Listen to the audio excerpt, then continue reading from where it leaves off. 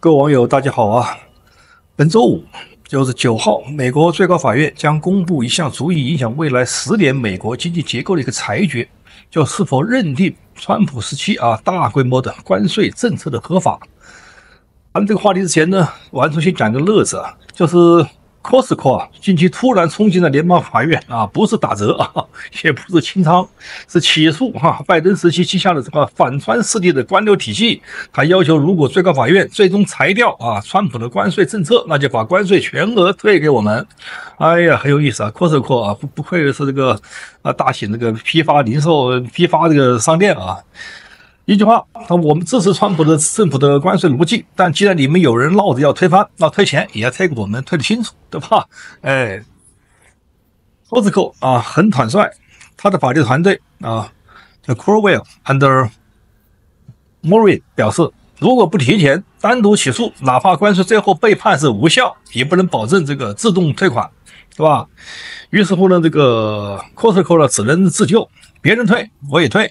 錢不能落下所以 Costco 他也不是一個人在戰鬥，最近他跟風起訴排隊頂號的公司名單也非常這個多元化。你像這個豐田系幾家公司這個也開始了，哎，還有這個 Bumblebee 食品公司Revlon 化妝品公司，甚至連桌遊公司 Merck and Dagger Games 也衝上去玩具界也懂得這個財務操作那麼這些這個訴訟潮出現在這個最高法院即將裁定一個關鍵的一個問題什麼問題呢？就是川普是否可以使用上世紀70年代的國際緊急經濟權利法簡稱 IEEPA 為國家的緊急狀態來加關稅那麼大家都知道，川普的邏輯很簡單粗暴卻很這個美國式芬太尼危機是緊急狀態，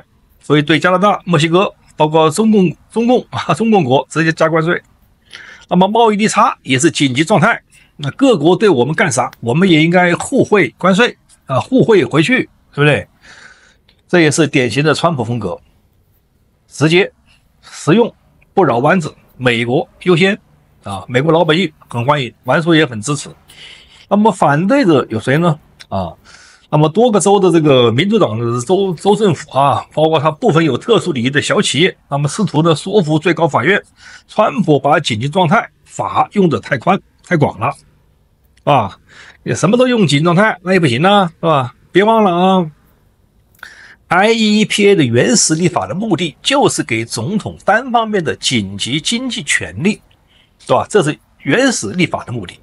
那麼川普只是第一次真正的把它用在保護美國生產鏈與邊界安全上，以前呢沒人敢動，那麼現在突然說這個這樣做太大膽了，說我們老百姓呢只能呵呵了當然呢美國是講究這個程序正義的，那我們看看聯邦法院怎麼判呢，對不對？所以整個劇情最後的走向取決於最高法院的終極判決，也就是本周五。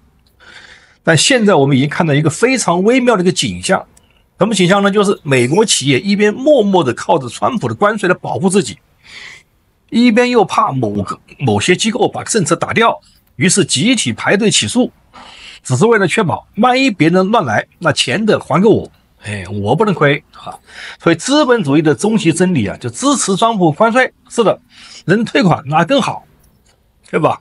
反正左右的都不吃虧這就是2026年新年一開年美國政治加商業的一個真實現場。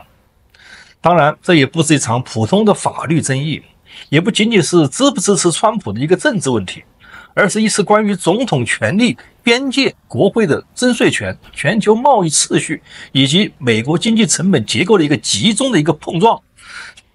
所以我還是說，這又走到了美國的一個十字街頭。對吧？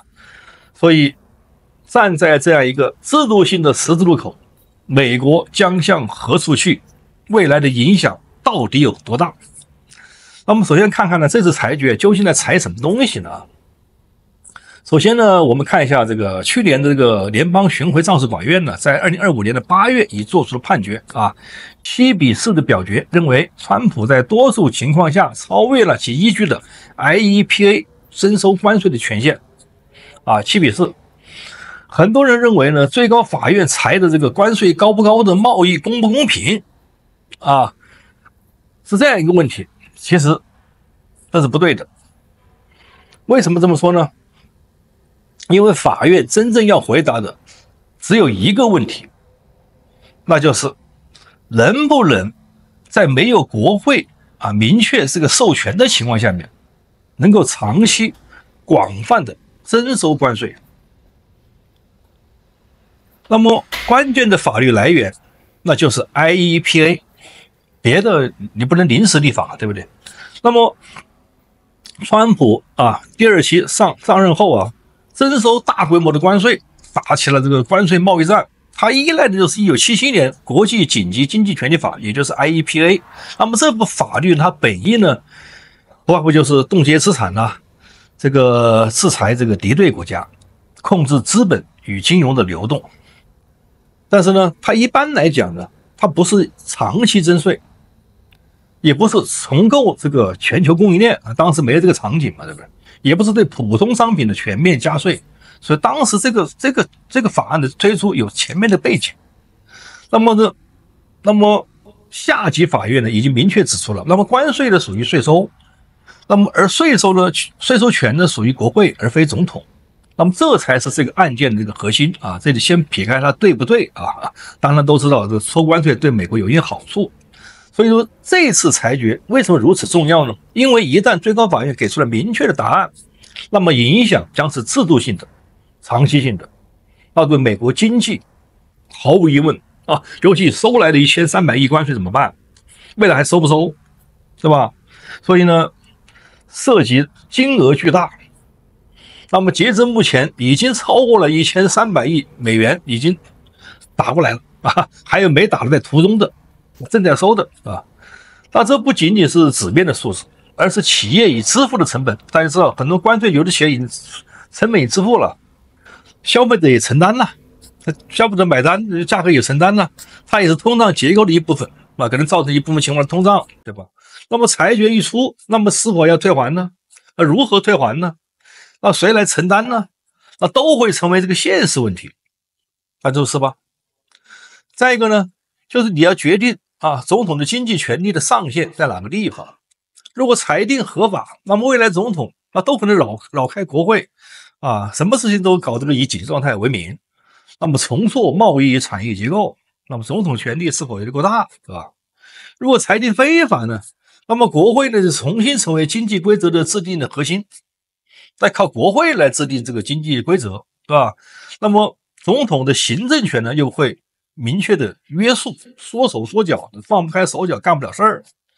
所以這事兒就是目前是美國的一個制度的一個分水嶺，並且市場上面大家看一下，已開始押注了據目前多個預測市場的顯示，約有 77% 的概率押注關稅被判非法，或者至少是部分非法。那麼完全支持川普行政權的概率大概低於 10%就是目前看来这個概率也是70%多的敗訴，川普敗訴。所以市場的押注就 poly market 的市場押注已經把結果已經提前宣布了。那麼我还是分析一下目前有3種这個裁決結果，看看美國經濟包括股市應該怎麼去走我們就來不談立場了，我們只談不同裁決下面美國的經濟和股市的真實反應的路徑。第一種情況就是關稅的大部分或全部被裁定非法，也就是目前的這個賭場的這個主流的預測了這也是當前這個市場定價最多的一個情況，對吧？那麼在這種情況下面，經濟會怎麼辦呢？對經濟意味着什麼呢？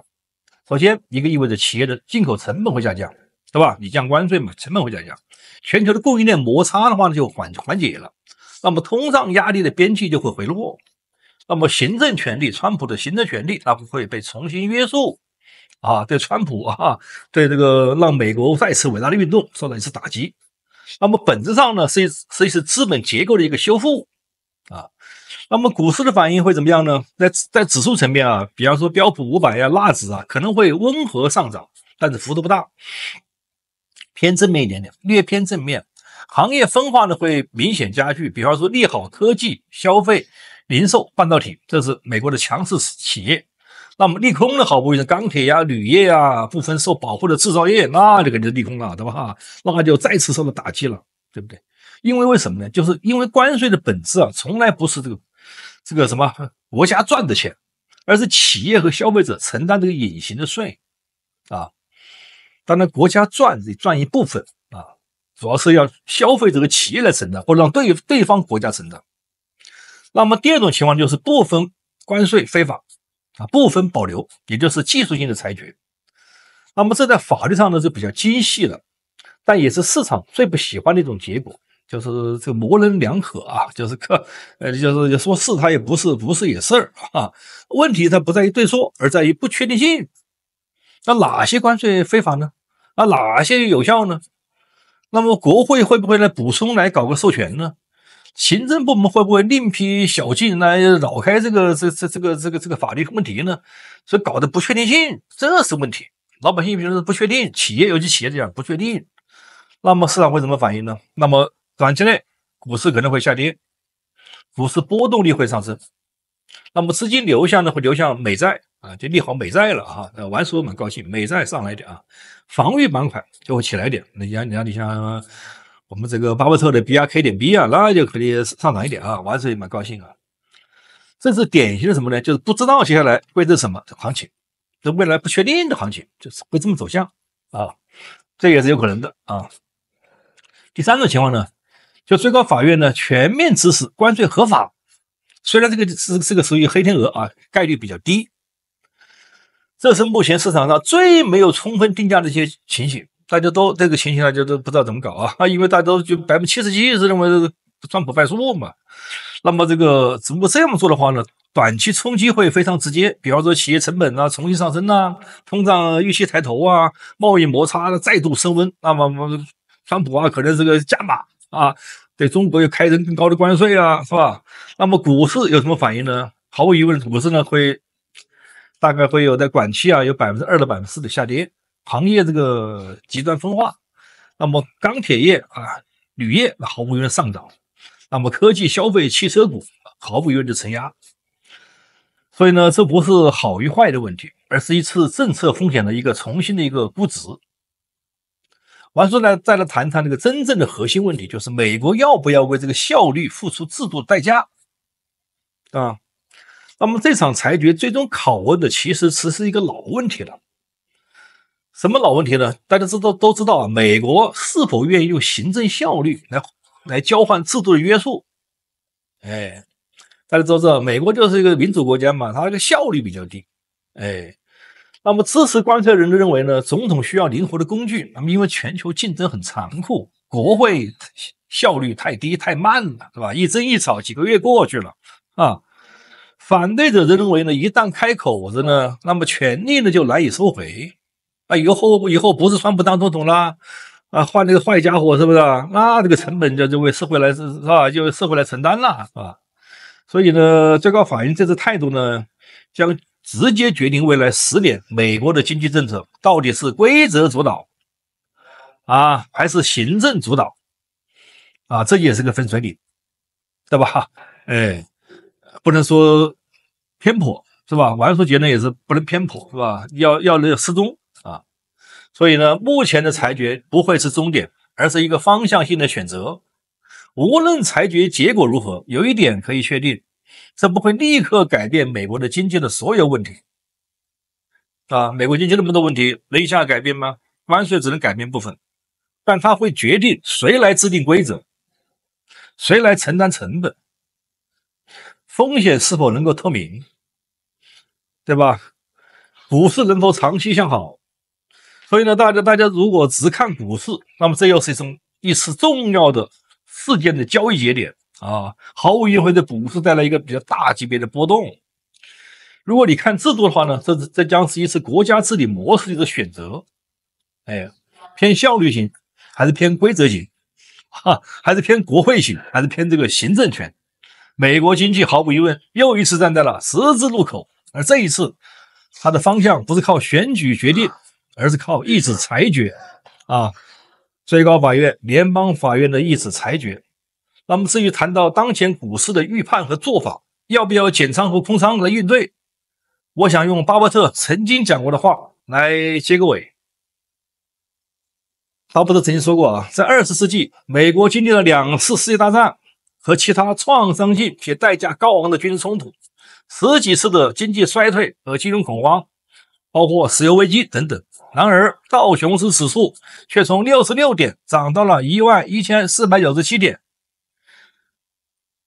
我們是否要等待建倉，空倉以對？巴菲特說，我們不能犯如此的錯誤。以上觀點講得不對的地方，請大家和玩叔互動，打在屏幕下方。謝謝大家。